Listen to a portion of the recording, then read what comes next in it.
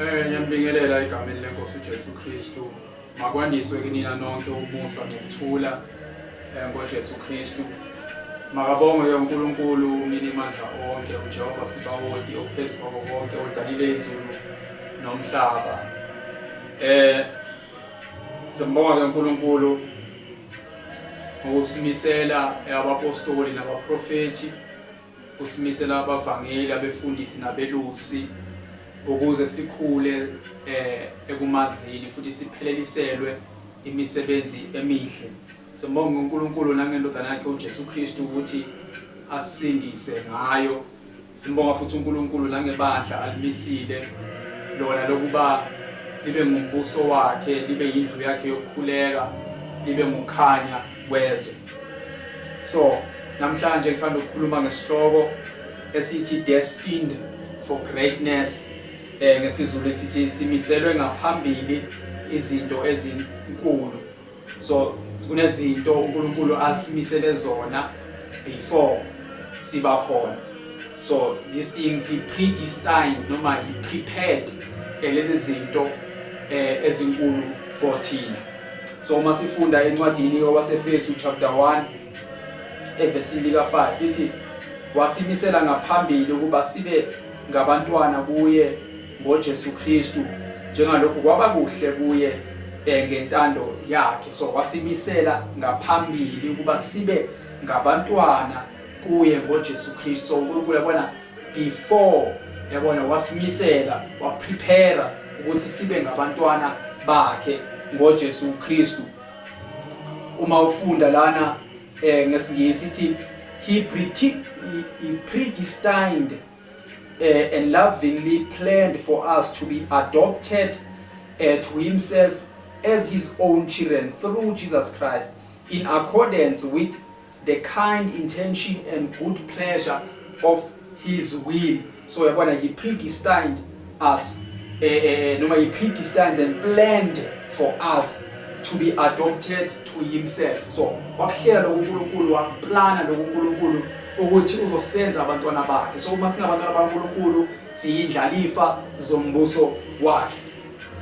Then number 2 kwabaseFesu chapter 2 verse 10 lithi ngokuba singumsebenzi wakhe kuKristu Jesu sidalelwe imisebenzi emihle ayilungisela ngaphambili ukuba uNkulunkulu sihambe kuyo. So oqala nje singumsebenzi wakhe uNkulunkulu, siyindalo kaNkulunkulu, sadalwa uNkulunkulu, kodwa wasidalela ini? Imisebenzi emihle. Ilivesi imisebenzi emihle, wasidalela imisebenzi emihle ayilungisela ngaphambili ukuba sihambe kuyo. Leyo misebenzi leyo oqala singumsebenzi wakhe, usidalile, wasidalela imisebenzi emihle ukuba sihambe kuyo. Uma sibheka ngeAmplify ithi for we are his workmanship, his own masterwork, a work of art, created in Christ Jesus, reborn from above, spiritually transformed, renewed, ready to be used for good works, which God prepared for us beforehand, taking paths which he set, so that we would walk in them, living the good life which he prearranged and made ready for us, so that we may live the life, the good life that he prearranged and made ready for us, because we are his workmanship and we have been created for good works. So uNkulunkulu wasidalela imisebenzi emihle. So mawubuka nje eqaleni uNkulunkulu udalile izulu nomhlaba, wadala izilwane, wadala izitshalo, bese wadala umuntu egcineni.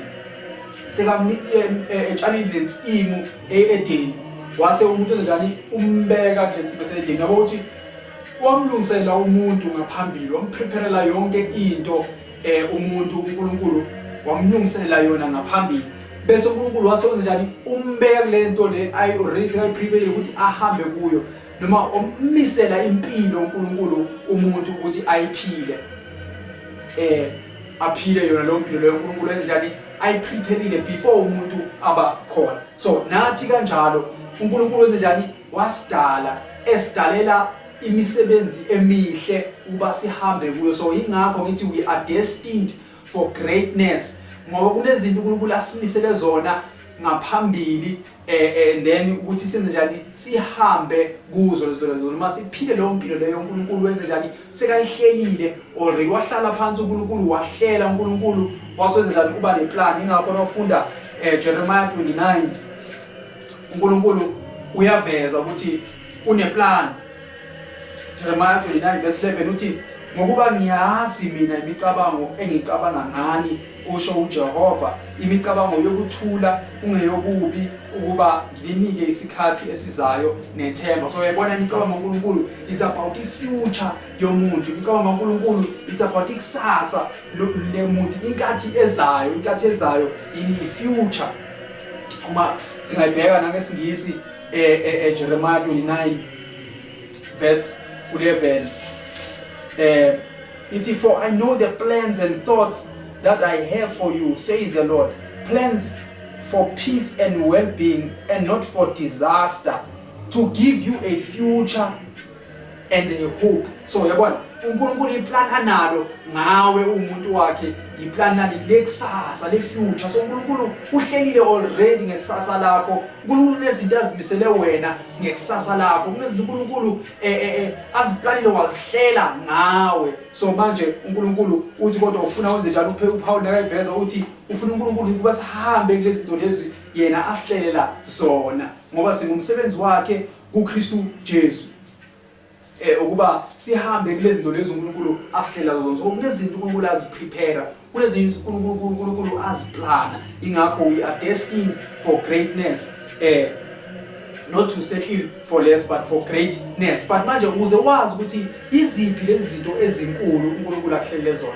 uzowazi kanjani lezi zinto uNkulunkulu akuhlelele zona, because akufuneka ugese na umntana kaNkulunkulu uqagele ukuthi uNkulunkulu ukumiseleni. Ingakho abantu bedukiswa ngoba abazi ukuthi bemiselweni, abazi ukuthi uNkulunkulu uplanini ngabo, because abakafikeleli ekwazini nokuzibonela lezi zinto uNkulunkulu abaplanele zona. Engakho abantu benza njani bayakhohlisa ukuthi umuntu uNkulunkulu asangamdala ukuthi abe isangoma, kodwa umunye afike athi no wena kumele uyothwasa ube isangoma, bese umuntu ahamba ayoba isangoma bese uyahlupheka impilo yakhe yonke, lo moya wobungoma bese uyamhluphekisa. Kanti uNkulunkulu wayengamdalanga vele ukuthi abe yini isangoma. So zofikelela kanjani ekwazini ukuthi uNkulunkulu ukumiseleni, ukuthi uNkulunkulu uhlelele ini? So Efesu chapter 1 verse 3 lithi makabongwe uNkulunkulu uyise wenkosi yethu uJesu Kristu, osibusisile ezulwini kuKristu Jesu ngesibusiso sonke sokomoya. Uma ubheka ngeAmplify ithi blessed and worthy to be praised be the God and the Father of our Lord Jesus Christ, who has blessed us with every spiritual blessing in the heavenly realm. So God has blessed us with every spiritual blessing. Yes, not some of the blessing, but every spiritual blessing. God has blessed us with every spiritual blessing in Christ Jesus. So usibuse kuphi uNkulunkulu kuKristu Jesu. So ingakho into yokuqala kumele wenze njani, ube ku right position ukuze ukwazi ukuthola ibuso zakho, uba ku right position. The right position ubani? uKristu Jesu. So ingakho uJesu uthi akekho yakubaba ngaphandle kwami. So the position umuntu kaNkulunkulu kumele abe kuyo ukuba kubani? kuKristu Jesu, ukuze umuntu azokwazi ukuthola izinto zakhe uNkulunkulu ammisela zona. So umuntu must be in a right position. Uma sifunda ubufakazi buka Paul encwadini kaGalatia chapter 1 verse 13 to 16, uthi uPauli nizwile phela lokhu ngenkambo yami yokuqala ebuJudeni ukuthi ngalizingela kakhulu ibandla likaNkulunkulu ngalichitha.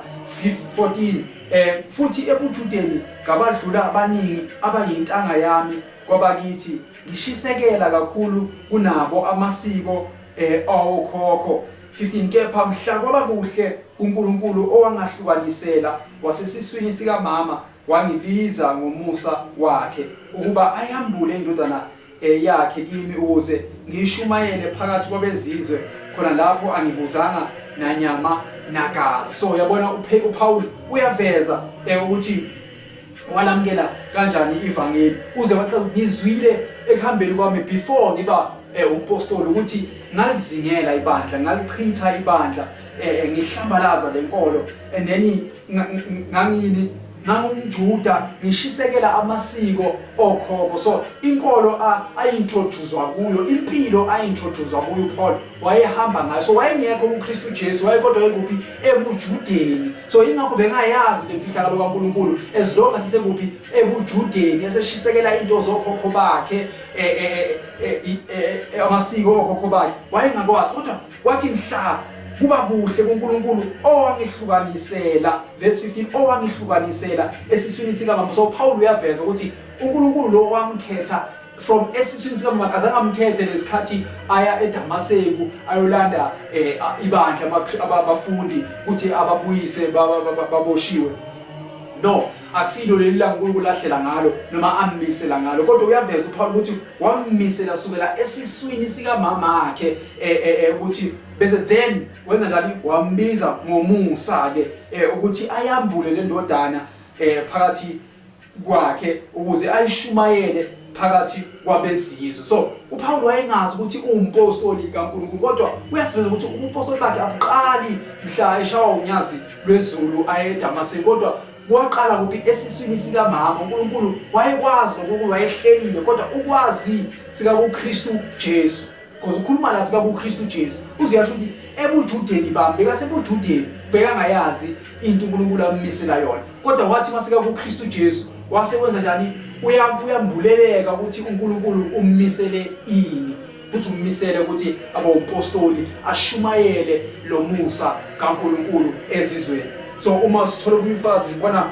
ngoJeremiah chapter 1 verse 5, kuJeremiah 1 verse 5 uNkulunkulu eyibonakalisa kuJeremiah uthi uNkulunkulu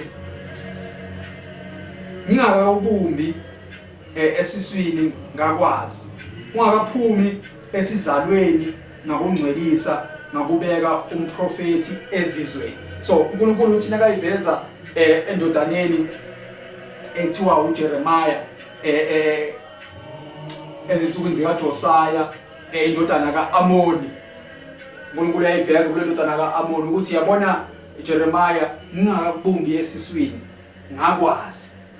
Number 2, ungakaphumi esizalweni ngakungcwelisa ngakubeka ukuthi bomprofeti. Ubuprofeti bukaJeremiah abuqali ilanga uNkulunkulu sekayiveza kuJeremiah Jeremiah, kodwa sikamchaza ukuthi no, ubuprofeti bangakubeka umprofeti ungakaphumi esiswini sikamama. So ingakho uPaul athi wangihlukanisela kuphi esiswini sikamama. So kunezinto uNkulunkulu akuhlelela zona wena ungakabikho, kodwa uNkulunkulu kunempilo akuprepare yona, kunezinto uNkulunkulu akuprepare zona, akuplanela zona ukuthi ufinyelele kuzo, uzenze lezi zinto lana emhlabeni. Ingakho ukuthi you are destined for greatness. Oqala ke you must be in a right position ukuba ubani kuKristu Jesu, ngoba uNkulunkulu wesenjani usisile ngazo zonke izibusiso kuKristu Jesu, zonke izibusiso. So iposition umuntu ukuthi abe kuyo ukuthi akwazi ukufinyelela ezintweni uNkulunkulu ammisele zona, ukuthi akwazi ukufinyelela emaplanini kaNkulunkulu,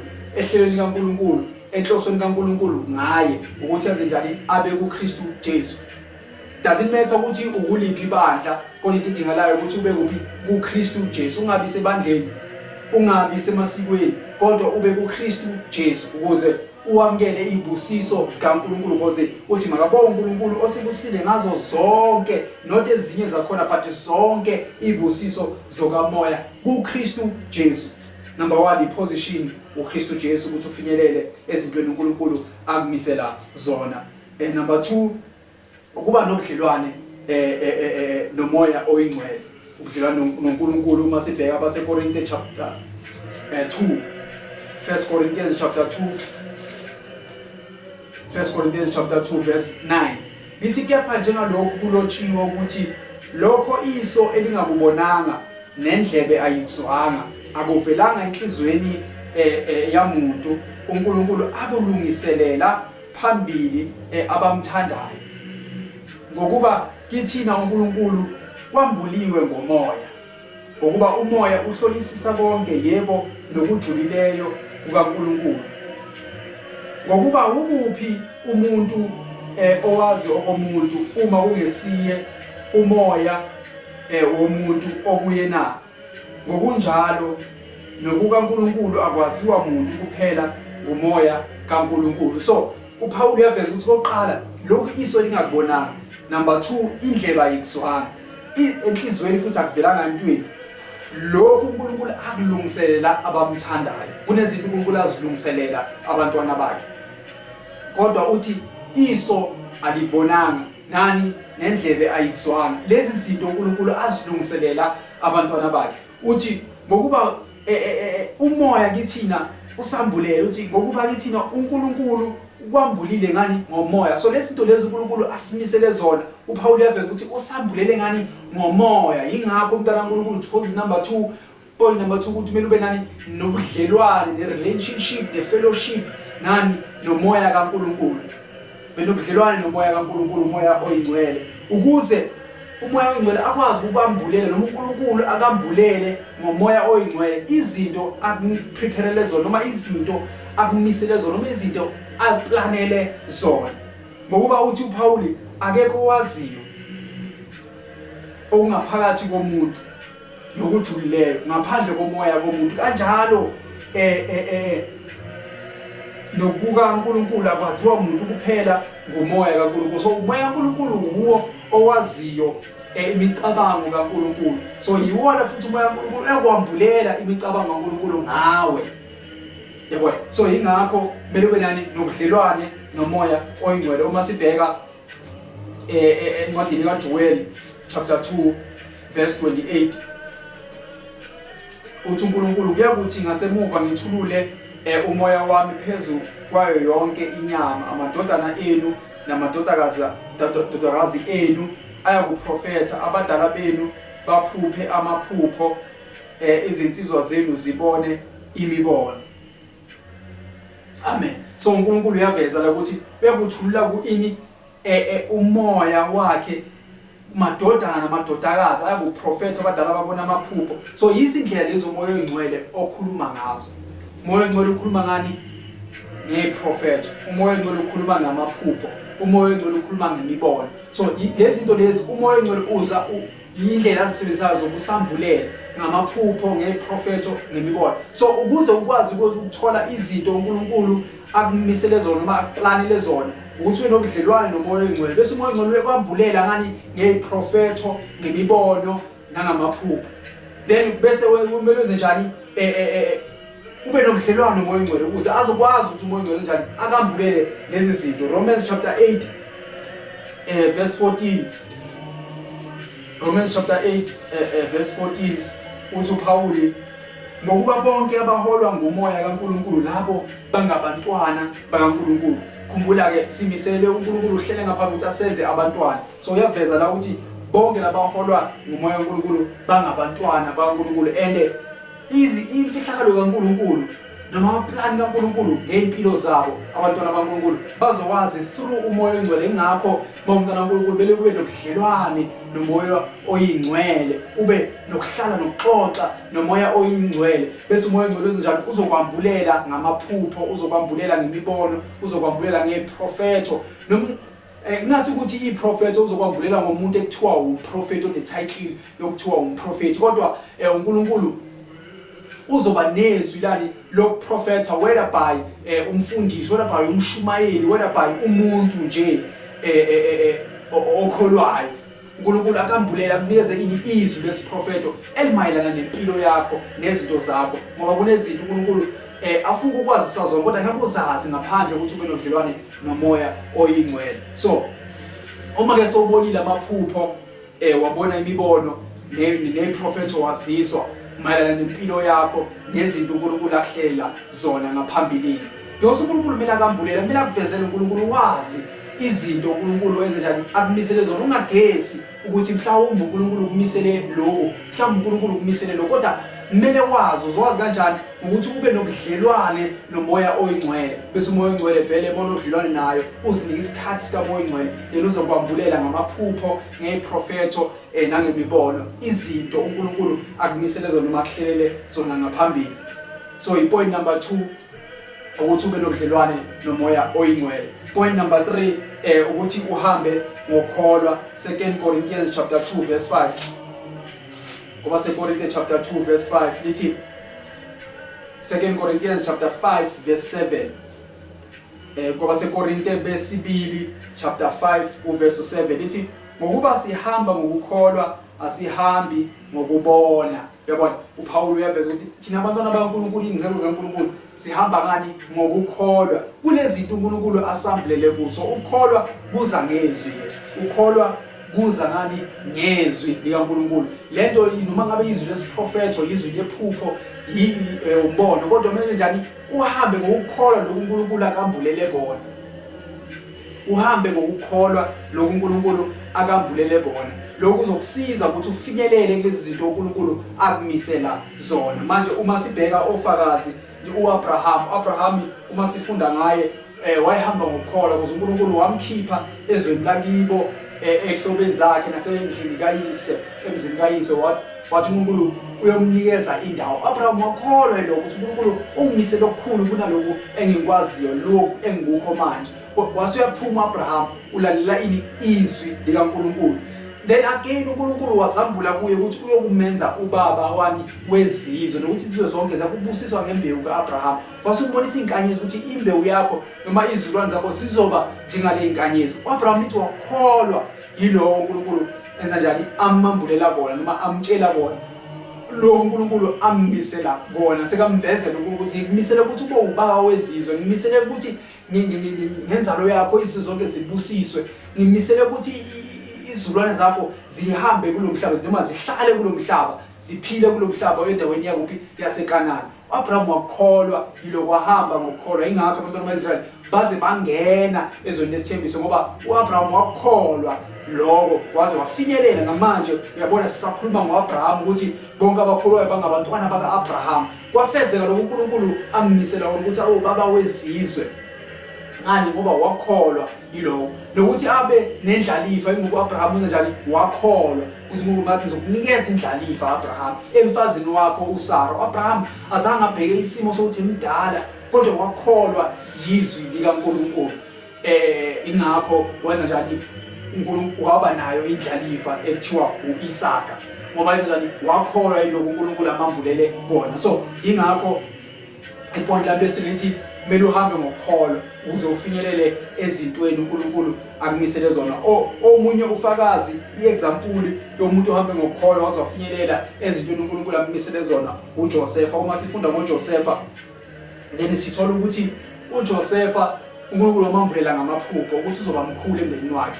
Lapho yena abona izikhwebu zabafowabo zikhothamela izikhwebu zakhe. Then wavuka nokukholwa leliphupho ukuthi yokuba mkhulu. Ingakho nakatshela abafowabo babana nomona ukuthi vele ngempela uyoba mkhulu lo muntu ngendlela achaza ngayo iphupho lakhe.